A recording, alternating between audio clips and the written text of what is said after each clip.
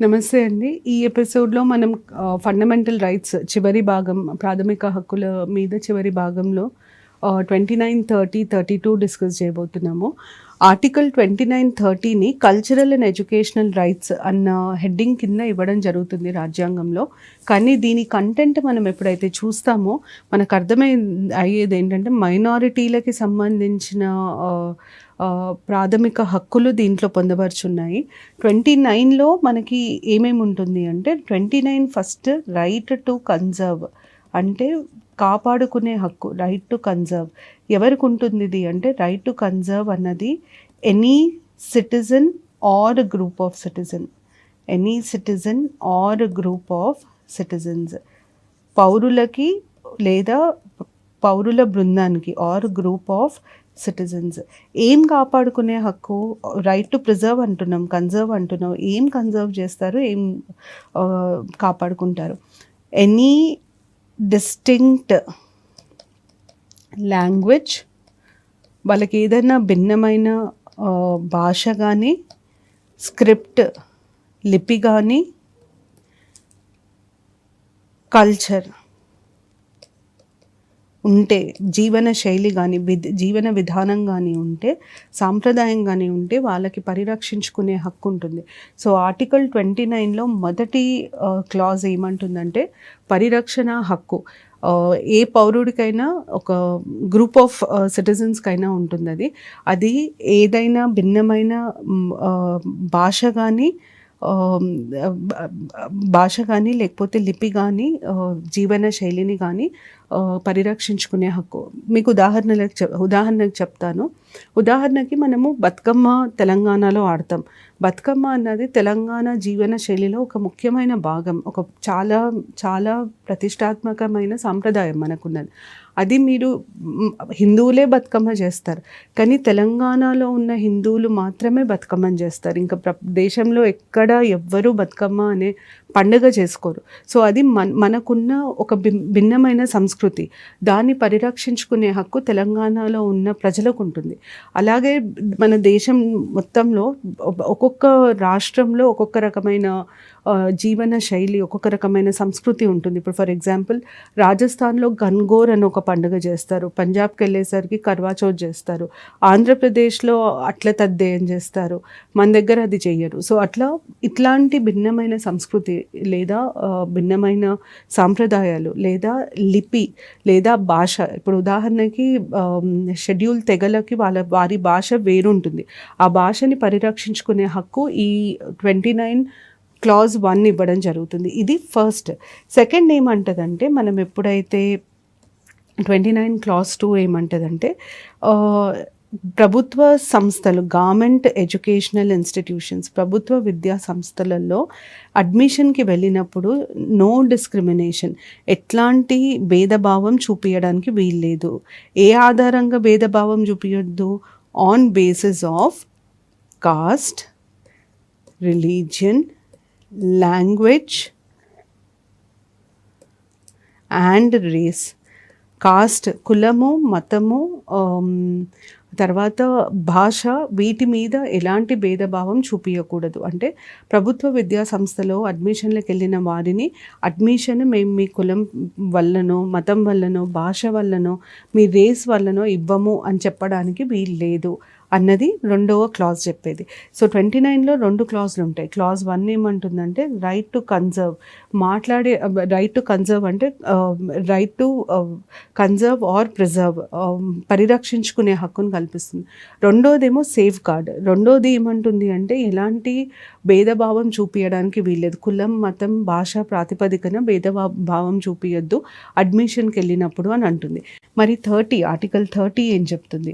Article 30లో ఇది చాలా చాలా ముఖ్యమైన ఆర్టికల్. ఎందుకంటే మైనారిటీ అన్న పదాన్ని రాజ్యాంగంలో రాయబడడం జరిగింది. అంటే రాజ్యాంగంలో మైనారిటీ అన్న పదం మెన్షన్ చేశారు, కానీ మైనారిటీ అంటే ఏంటి, దాని డెఫినేషన్ ఏంటి, దాన్ని మనం ఎలా వివరిస్తాము అన్నది రాజ్యాంగంలో చెప్పలేదు. మరి ఎవరు చెప్పారు? ఒక కేసు ఉంది, TMA పై ఫౌండేషన్. మీరు ఇది గ్రూప్ 1 మెయిన్స్లో కూడా ఆన్సర్స్ రాసేటప్పుడు ఒకవేళ ఏదైనా ప్రశ్న వస్తే, రాయాల్సిన సందర్భం వస్తే నేను ఇప్పుడు చెప్పే డెఫినేషన్ మీరు రాయడానికి వీలుంటుంది. State of Karnataka. ఈ ఈ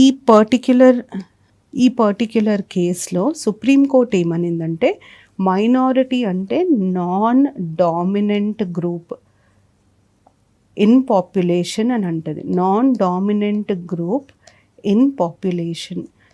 తక్కువ శాతంలో ఉన్న వాళ్ళని మనం మైనారిటీలుగా పరిగణిస్తాము.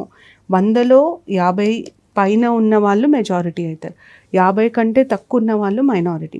అయితే దీన్ని ఎప్పుడైనా మనము ఒక జాగ్రఫికల్ లొకేషన్, ఒక ప్రాంతాన్ని బట్టి మైనారిటీ మెజారిటీ ఎవరో నిర్ణయిస్తామన్నమాట. ఎలా, ఉదాహరణకి ఇప్పుడు తెలంగాణ మొత్తం చూసుకుంటే మెజారిటీ లాంగ్వేజ్ అన్నది తెలుగు అవుతుంది. అంటే ఎక్కువ శాతం ప్రజలు మాట్లాడే భాష తెలుగు.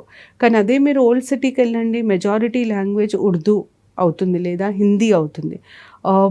అదే మీరు మహారాష్ట్రకి వెళ్తే మెజారిటీ లాంగ్వేజ్ తెలంగాణలో తెలుగు, కానీ మహారాష్ట్రకి వెళ్ళేసరికి అది ఒక మైనారిటీ లాంగ్వేజ్ అవుతుంది. సో అట్లా మెజారిటీ మైనారిటీ అనేది మనము పరిగణంలోకి తీసుకునే ప్రాంతాన్ని బట్టి ఉంటుంది. నాన్ డామినెంట్ గ్రూప్ ఏదైతే తక్కువ శాతం పాపులేషన్ ఉంటుందో వాళ్ళని మనం మైనారిటీలుగా పరిగణించాలి అని సుప్రీంకోర్టు చెప్పడం జరిగింది. TMA Pai foundation versus state of కర్ణాటకలో. ఇది రాజ్యాంగంలో ఇవ్వబడి లేదు. మరి 30 ఏం చెప్తుంది మనకి? 30 ఏమంటుందంటే, any minority whether based on 2 అంటుంది రిలీజియన్, అంటే మతం ఆధారంగా మైనారిటీ, ఓకే, ఆర్ లాంగ్వేజ్, భాష ప్రాతిపదికన మైనారిటీలు. 2 రకాల మైనారిటీలని గుర్తింపబడుతుంది. భారతదేశంలో 2 రకాల మైనారిటీలను గుర్తిస్తారు. రాజ్యాంగం ప్రకారం 2 రకాల మైనారిటీలు ఉండే అవకాశం ఉంటుంది. ఒకటి మతపరంగా, ఇంకొకటి భాషపరంగా. 3వ రకం మైనారిటీ వేరే దేశాలలో ఉంటుంది, మన దగ్గర ఉండదు. అది రేషియల్ మైనారిటీస్ అంటారు. అంటే వాళ్ళ ఫిజికల్ అపియరెన్స్ అండ్ వాళ్ళ స్కిన్ కలర్, వాళ్ళ ఎత్తు పొడవు, వీటి ఆధారంగా మనం రేస్ అన్నది మన ఫిజికల్ అపియరెన్స్కి సంబంధించింది. ఆ రేస్ బేస్డ్ మైనారిటీస్ కూడా ఉంటారు. ఇండియాలో అది పాసిబుల్ కాదు, ఎందుకంటే India culmination of all races. మనము ఒక రేస్ ఉంది అని చెప్పడం చాలా కష్టం. అందుకనే ఇండియాలో రేషియల్ మైనారిటీస్కి రికగ్నిషన్ ఉండదు.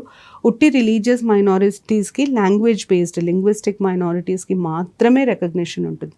రిలీజియస్ మైనారిటీస్ అంటే ఇప్పుడు ఉదాహరణకి భారతదేశం మొత్తం మీదనే మనం రిలీజియస్ మైనారిటీస్ని ఐడెంటిఫై చేస్తాం.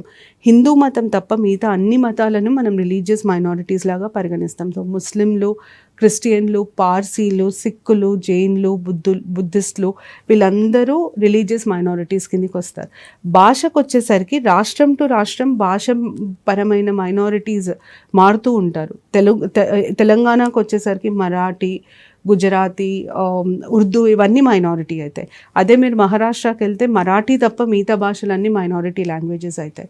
అట్లా state to state minority linguistic minority groups మారుతూ ఉంటాయి. అయితే 30 ఏమంటుందంటే, any minority whether based on religion or language will have the right to establish educational institutions. వాళ్ళ ఎడ్యుకేషన్ విద్యా సంస్థలను స్థాపించే హక్కు ఉంటుంది. Institutions and regulate such institutions. Regulate అంటే అర్థం ఏంటి? ఇప్పుడు మీరు వినుంటారు, SSCయా, CBSCయా, ICSCయా అని అడుగుతారు. ఇవి 3 డిఫరెంట్ టైప్స్ ఆఫ్ కరిక్యులమ్స్. చదువు బోధనా పద్ధతులలో 3 రకాల పద్ధతులు. SSC అంటే స్టేట్ బోర్డు, CBSE అంటే సెంట్రల్ బోర్డ్కి సంబంధించిన విద్యా బోధన జరుగుతుంది. ICSC అంటే ఇంటర్నేషనల్ స్టాండర్డ్కి సంబంధించిన విద్యా బోధన. ఒక స్కూల్ పెట్టినప్పుడు, ఒక మైనారిటీ స్కూల్ పెట్టినప్పుడు వాళ్ళు ఎలాంటి విద్యా బోధనని చెప్పదలుచుకున్నారు, స్టేటా, సెంట్రలా, ఇంటర్నేషనలా, వాటిని నిర్ణయించుకునే హక్కు వాళ్ళకు ఉంటుంది. అది establish educational institutions and regulate them.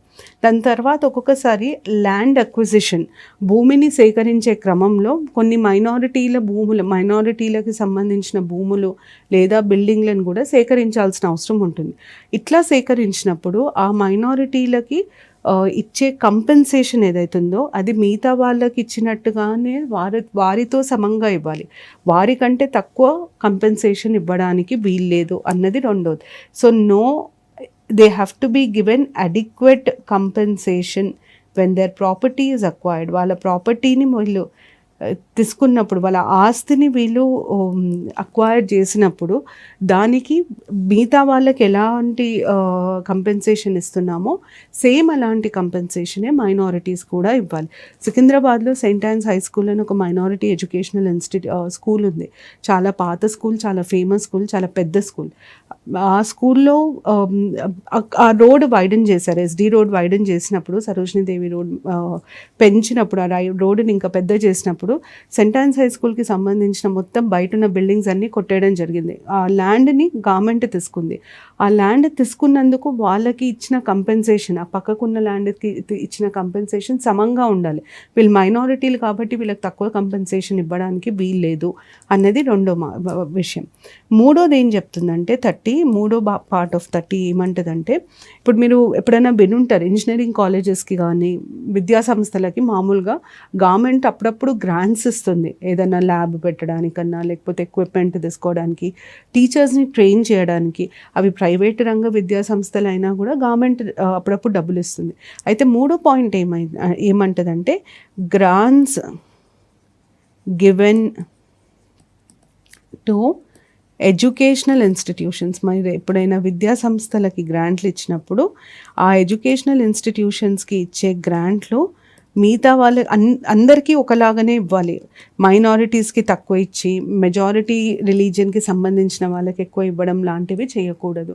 కంపల్సరీగా సేమ్ గ్రాంట్స్ ఇవ్వడం జరగాలి అన్నది కాన్స్టిట్యూషన్ చెప్తుంది.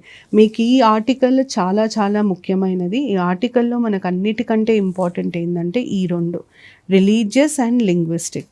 లాంగ్వేజ్ బేస్డ్ మైనారిటీస్ ఉంటారు, రిలీజియన్ బేస్డ్ మతపరమైన మైనారిటీలు, భాషపరమైన మైనారిటీలు ఉంటారు భారతదేశంలో. ఈ రెండు మైనారిటీలని రాజ్యాంగం గుర్తిస్తుంది అన్న ఈ పాయింట్ మీకు చాలా ఇంపార్టెంట్. ఇది 29-30కి సంబంధించింది. మనకి 31 రాజ్యాంగంలో లేదు, తీసేశారు. రాజ్యాంగంలో 31 ఆస్తికి సంబంధించిన హక్కు, రైట్ టు ప్రాపర్టీ ఉండింది. దాన్ని 44వ సవరణతో 44th కాన్స్టిట్యూషనల్ అమెండ్మెంట్తో దాన్ని తీసుకెళ్ళి 300A కింద పెట్టడం జరిగింది. 32 మనకు చాలా చాలా important.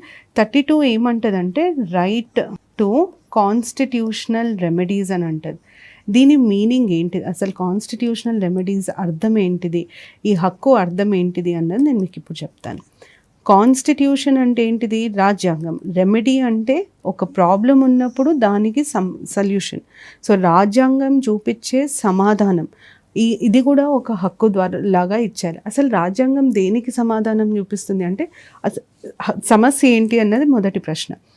Right to constitutional remedies అంటే అర్థం ఏంటంటే, ఎప్పుడైతే ఒకరి ప్రాథమిక హక్కు వాయిలేట్ అయినా కానీ, లేదా థ్రెట్ టు వాయిలేట్ అంటే ఉల్లంఘించబడడం లేదా ఉల్లంఘించే క్రమంలో ఉండడం, థ్రెట్ ఆఫ్ వాయిలేషన్. ఈ రెండిట్లో ఏదున్నా ఎలా మీరు దీన్ని కాపాడుతారు, పరిరక్షించడానికి ఉన్న సమాధానం ఏంటి అంటే పరిరక్షించడానికి లేదా రెస్టోర్ చేయడానికి, ఉల్లంఘింపబడ్డ హక్కుని పునరుద్ధరించడానికి ఎలాంటి చర్యలు చేపట్టాలి అన్నది రైట్ టు కాన్స్టిట్యూషనల్ రెమెడీస్ అంటే సొల్యూషన్.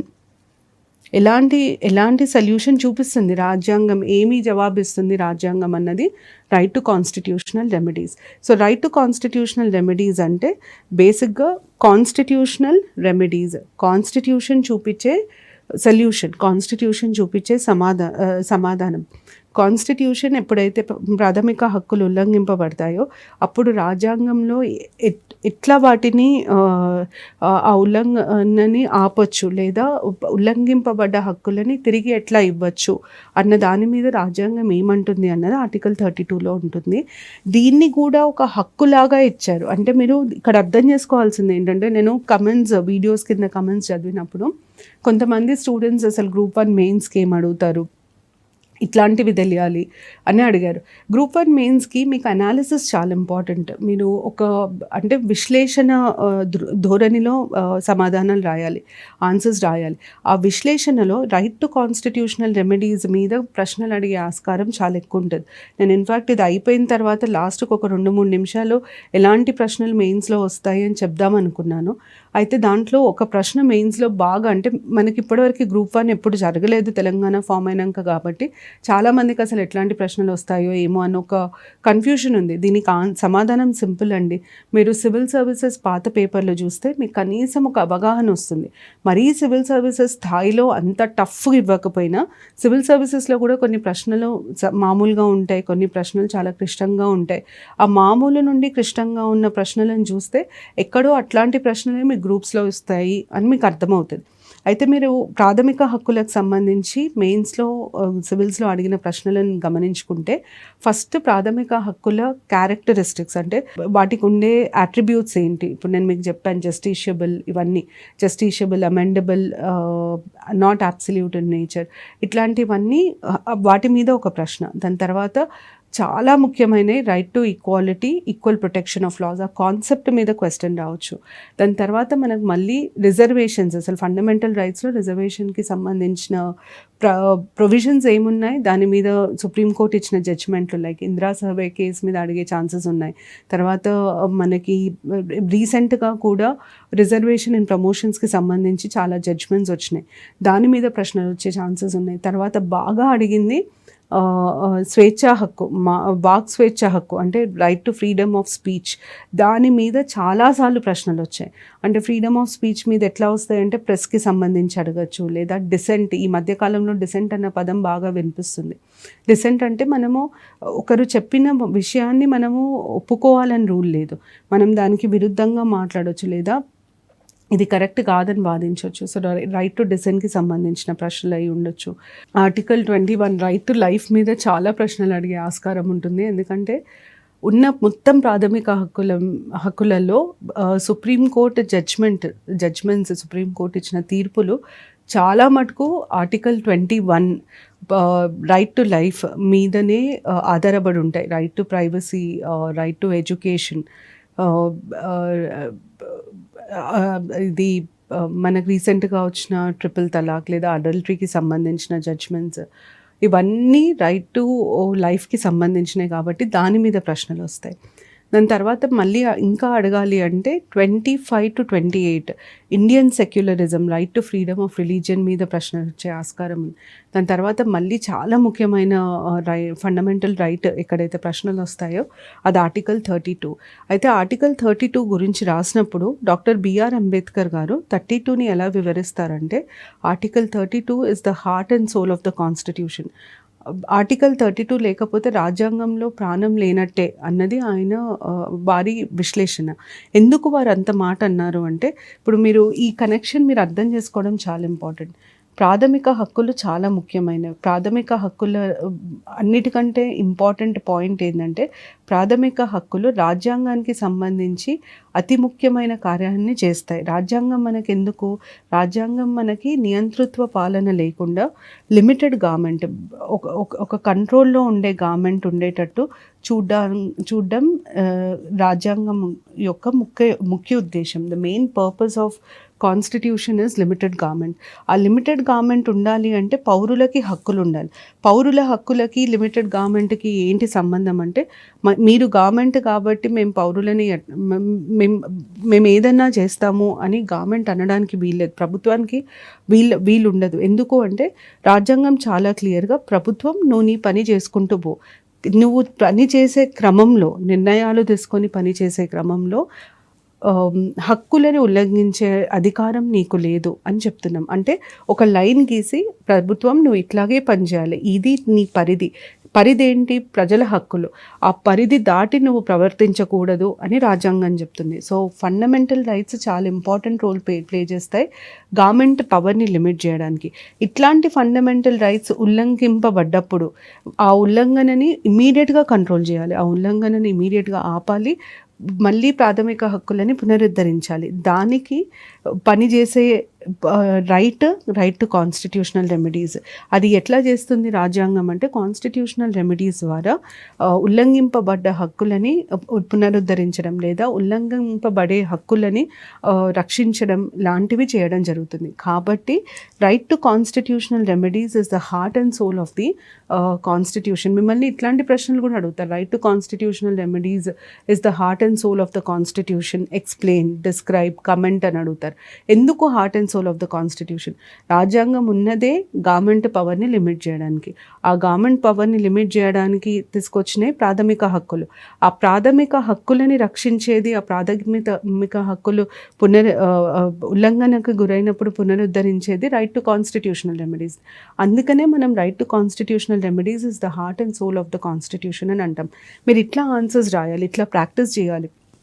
మీరు ఎప్పుడు ఏది చదివినా దానికి సంబంధించి కొంచెం విశ్లేషణ, కొంచెం కనెక్ట్ చేసుకొని రాస్తే మీకు మిగతా వాళ్ళకంటే ఎక్కువ మార్కులు వచ్చే ఆస్కారం ఉంటుంది. So right to constitutional remedies meaning ఇది అనమాట. వయలేషన్ జరిగినప్పుడు లేదా వయలేట్ అయ్యే ఛాన్స్ ఉన్నప్పుడు ప్రాథమిక హక్కులని పరిరక్షించడానికి వచ్చిన హక్కు కాబట్టి రైట్ టు కాన్స్టిట్యూషనల్ రెమెడీస్కి చాలా ఇంపార్టెన్స్ ఉంటుంది. మనకి రైట్ టు కాన్స్టిట్యూషనల్ రెమెడీస్ కింద నేను ఇది చెప్పే ముందు మీకు అసలు 32 కింద ఏముందో చెప్తాను. 32 ఏమంటుందంటే ప్రాథమిక హక్కులని కాపాడాల్సిన బాధ్యత ఎవరికుంది? సుప్రీంకోర్టుకు ఉంది. సుప్రీంకోర్టుకి ప్రాథమిక హక్కుల ఉల్లంఘన అని చెప్పి మీరు ఏ కేసు తీసుకున్నా సుప్రీంకోర్టు మస్ట్ అడ్మిట్. అంటే మీరు ఇప్పుడు ప్రతి కేసు కోర్టులో ఫైల్ అయ్యే ప్రతి కేసు కోర్టు యాక్సెప్ట్ చేయాలన్న రూల్ లేదు. కోర్టు యాక్సెప్ట్ చేయొచ్చు, చేయకపోవచ్చు. కానీ ప్రాథమిక హక్కుల ఉల్లంఘనకి సంబంధించిన కేసు అయితే సుప్రీంకోర్టు తప్పనిసరిగా దాన్ని అడ్మిట్ చేసుకోవాలి. ఆ కేసుని రిజెక్ట్ చేయడానికి వీల్లేదు. అండ్ సుప్రీంకోర్టు ప్రాథమిక హక్కులకి సంబంధించిన కేసు అయితే ఆ ప్రాథమిక హక్కులని పునరుద్ధరించడానికి లేదా సంరక్షించడానికి ఇష్యూ చేసే ఆర్డర్ ఏదైతే ఉందో, సుప్రీంకోర్టు ఇచ్చే ఆర్డర్, దాన్ని మనం WRIT రిట్లుగా పరిగణిస్తాం. మనం వాటిని రిట్స్ అని అంటాం. రిట్స్ అంటే ఏంటిది? రిట్ అంటే రిటన్ కోర్ట్ ఆర్డర్. ఒక కోర్టు ఆర్డర్ని రిటర్న్ అంటాం. మీరు ఎప్పుడైనా గుర్తుపెట్టుకోవాల్సింది ఏంటంటే కొన్ని పదాలు కొన్నిటికి మాత్రమే యూజ్ అవుతాయి. అంటే కొన్ని విషయాలలో మాత్రమే వాడతాం. ఇప్పుడు రిట్ ఉంది, రిట్ అన్న పదం కోర్టుకి సంబంధించింది. అట్లా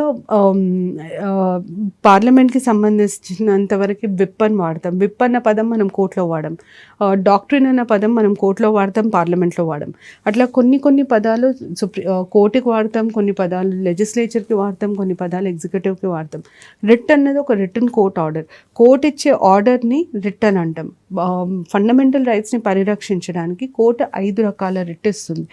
ఫస్ట్ రిట్ని హబియస్ కార్పస్. ఇవన్నీ లాటిన్ వర్డ్స్.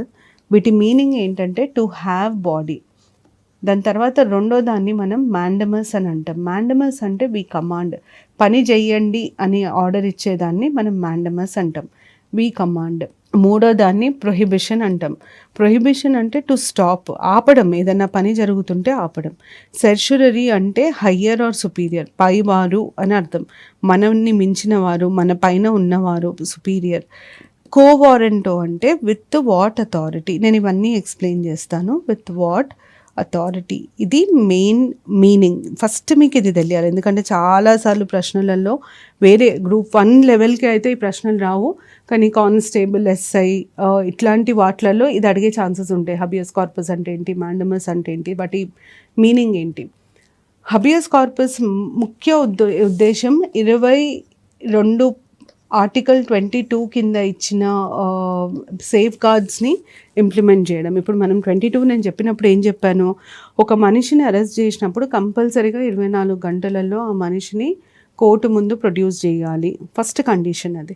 ఒక మనిషిని అరెస్ట్ చేసినప్పుడు తనని ఎందుకు అరెస్ట్ చేస్తున్నారు అన్న విషయము, అంటే అక్యూజ్డ్ ఇన్ అ క్రైమ్, ఏదన్నా నేరారోపణ కింద అరెస్ట్ చేసినప్పుడు వాళ్ళకి ఖచ్చితంగా మీ మీద ఈ నేరం మోపబడింది, నేరారోపణ జరిగింది కాబట్టి మిమ్మల్ని అరెస్ట్ చేస్తున్నామని వాళ్ళకి చెప్పాలి కంపల్సరీగా.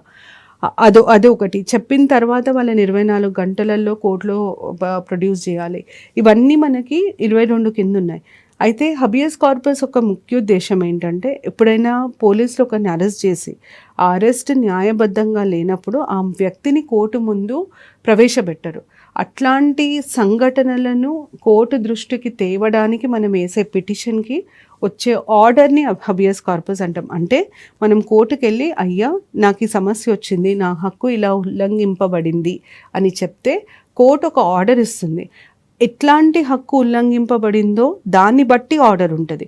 ఒకవేళ ఒక వ్యక్తిని అరెస్ట్ చేశారు, కానీ ఆ వ్యక్తిని 24 గంటలలో కోర్టులో ప్రవేశపెట్టలేదు, ఆ వ్యక్తి ఎక్కడున్నారు అన్నది తెలియట్లేదు, వేర్ అబౌట్స్ తెలియట్లేదు, అట్లాంటప్పుడు ఆ వ్యక్తికి సంబంధించిన వారెవ్వరైనా సరే కోర్టుకెళ్ళి ఈ వ్యక్తిని ఇట్లా పోలీసులు తీసుకెళ్లారు కానీ కోర్టులో ప్రొడ్యూస్ చేయలేదు, ఆ వ్యక్తి ఎక్కడున్న ఆచూకీ మాకు తెలియట్లేదు అని మనం కోర్టుకి ఒక పిటిషన్ వేసినప్పుడు ఆ కోర్టు ఇచ్చే ఆర్డర్ని మనం హబియస్ కార్పస్ అని అంటాం.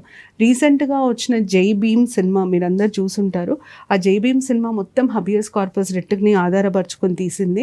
ఒక వ్యక్తిని అరెస్ట్ చేస్తారు, అసలు ఆ వ్యక్తి ఎక్కడున్నాడు ఏం చేస్తుండో కూడా తెలియదు, దాన్ని మనం హబియస్ కార్పస్ అని అంటాం. కోర్టు ఇచ్చే ఆర్డర్ని హబియస్ కార్పస్ అంటాం. అయితే హబియస్ కార్పస్లో కోర్టు ఏమంటుందంటే పోలీస్ వాళ్ళని పిలిచి డిపార్ట్మెంట్కి చెప్తుందనమాట, ఈ వ్యక్తి ఎప్పటి నుండో లేరు, మీరు అరెస్ట్ చేశారు, ఆ వ్యక్తిని మా ముందు తీసుకొచ్చి ప్రవేశపెట్టండి, అప్పుడు మేము చూస్తాం మీరు చేసిన అరెస్ట్ కరెక్టా రాంగా అన్నది. సో హబియస్ కార్పస్ ముఖ్య ఉద్దేశం లీగాలిటీ ఆఫ్ ది అరెస్ట్. ఒక అరెస్ట్ జరిగినప్పుడు అరెస్ట్ చట్టపరంగా జరిగిందా, చట్ట వ్యతిరేకంగా జరిగిందా, చట్టాన్ని ఉల్లంఘిస్తూ జరిగిందా అని చూడడానికి ఇష్యూ చేసే ఆర్డర్ని హబియస్ కార్పస్ అంటారు. హబియస్ కార్పస్ని బూన్ ఆన్ పర్సనల్ లిబర్టీ అంటారు. అంటే అర్థం ఏంటంటే ఒక మనిషి స్వేచ్ఛని కాపాడడానికి కోర్టు ఇచ్చే ఆర్డర్ హబియస్ కార్పస్ అని అర్థం. మాండమస్ అంటే ఏంటి? ఇప్పుడు చాలాసార్లు ఏమవుతుందంటే ప్రభుత్వం తను చేయాల్సిన పని చేయకపోవడం వల్ల ప్రాథమిక హక్కులు ఉల్లంఘింపబడతాయి. ప్రభుత్వం ఎప్పుడైతే ప్రభుత్వ సంస్థలు వారు చేయాల్సిన పని చేయనప్పుడు ప్రాథమిక హక్కులకి భంగం కలగచ్చు అన్నప్పుడు కోర్టు ఏం చేస్తుందంటే మాండమస్ ఇష్యూ చేస్తుంది. ఉదాహరణకి నా జీవితానికి థ్రెట్ ఉంది, నా దగ్గర నా లైఫ్కి థ్రెట్ ఉంది అని ప్రూవ్ చేయడానికి చాలా సాక్ష్యాలు ఉన్నాయి. 2-3 సార్లు నా మీద అటాక్ జరిగింది, దానికి సాక్ష్యాలు ఉన్నాయి, థ్రెట్ వస్తుంది, దానికి సాక్ష్యాలు ఉన్నాయి. నేను ఫస్ట్ వెళ్ళాల్సింది ఎవరి దగ్గరికి? పోలీస్ స్టేషన్కి వెళ్తే వాళ్ళు అసలు నా కంప్లైంట్ యాక్సెప్ట్ చేస్తలేరు, వాళ్ళు నా కంప్లైంట్ తీసుకోవడానికి రెడీగా లేరు. అప్పుడు నేను కోర్టుకి చెప్తాను, నాకు నా జీవితానికి థ్రెట్ ఉంది అంటే నా ఆర్టికల్ 21 వాయిలేట్ అయ్యే ఛాన్సెస్ ఉన్నాయి, నేను పోలీస్ని సంప్రదించాను కానీ పోలీసు నా కంప్లైంట్ తీసుకోవడానికి వీల్లేదు, కాబట్టి మీరు ఈ విషయాన్ని పోలీసులు చర్యలు తీసుకునేటట్టు చూడండి అని నేను కోర్టుకి పిటిషన్ వేస్తాను. అప్పుడు కోర్టు ఏం చేస్తుందంటే మాండమస్ ఇష్యూ చేసి ఒక ఆర్డర్ ఇస్తుంది. అంటే మాండమస్ ద్వారా ఆ పోలీస్ స్టేషన్కి ఒక ఆర్డర్ పంపిస్తుంది, తన కంప్లైంట్ స్వీకరించండి అని పంపిస్తుంది. దాన్ని మాండమస్ అంటాం. ప్రొహిబిషన్, సెర్చురరీ ఈ రెండు ఎక్కడ వస్తాయి అంటే ఈ రెండుని జ్యుడిషియల్ లేదా క్వాజీ జ్యుడిషియల్ బాడీస్కి ఇవ్వడం జరుగుతుంది. ప్రొహిబిషన్ అంటే లోవర్ కోర్టు, కిందున్న కోర్టు ఏదన్నా జడ్జ్మెంట్ ఇచ్చేటప్పుడు, ఏదైనా కేసు చూసేటప్పుడు ఆ కోర్టు పరిధిలో లేని విషయంలో కోర్టు జడ్జ్మెంట్ ఇస్తుంది, లేదా కోర్టు పరిధిలో లేని కేసుని తీసుకున్నప్పుడు పై కోర్టు ఇచ్చే ఆర్డర్ని ప్రొహిబిషన్ అని అంటాం. అంటే కింద కోర్టుకి పై కోర్టు ఏం చెప్తుందంటే నీకు ఈ విషయంలో జ్యుడిస్డిక్షన్ లేదు కాబట్టి నువ్వు ఈ విషయంలో కల్పించుకోవడానికి వీల్లేదు, ఈ కేసు నువ్వు చూడడానికి వీల్లేదు అని చెప్పడం ప్రొహిబిషన్. సెర్చురరీ అంటే ఏంటంటే ఆల్రెడీ కింద కోర్టు కేసు చూసింది, కేసులో నిర్ణయం ప్రకటించడం జరిగింది, జడ్జ్మెంట్ ఇవ్వడం జరిగింది. పై కోర్టుకి వెళ్ళినప్పుడు అసలు కింద కోర్టుకి దీని మీద ఏ రకమైన జ్యూరిస్డిక్షన్ లేదు కాబట్టి నువ్వు ఇచ్చిన జడ్జిమెంట్ని కొట్టేస్తున్నాను, క్వాష్ చేస్తున్నాను అనడానికి ఇచ్చే ఆర్డర్ని సెర్చురరీ అని అంటాం. ఎందుకంటే ఒక్కొక్కసారి కోర్టు జడ్జ్మెంట్స్ ద్వారా కూడా ప్రాథమిక హక్కులు ఉల్లంఘింపబడతాయి. ఆ కోర్టు జడ్జ్మెంట్ ద్వారా ప్రాథమిక హక్కులు ఉల్లంఘింపబడకుండా ఉండడానికి ప్రొహిబిషన్, ఒకవేళ ఉల్లంఘింపబడితే వాటిని పునరుద్ధరించడానికి సెర్చురరీ. కోవారెంటో చాలా చాలా ముఖ్యమైనది.